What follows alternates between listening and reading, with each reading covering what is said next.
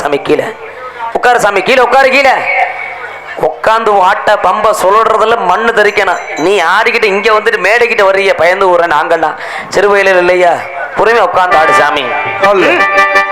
அப்படிப்பட்ட சண்டாளி அந்த வண்டி புளிய மர தடிகளை விளையாடும் பொழுது இந்த வெள்ளச்சாமி எடுத்தது வெள்ள ஆசைப்பட்டு சாமி அந்த சீரெல்லாம் சொல்லி வரணுமா இல்லையா? ஆமா, வெள்ளையமா குளிக்க மஞ்ச கேப்பா.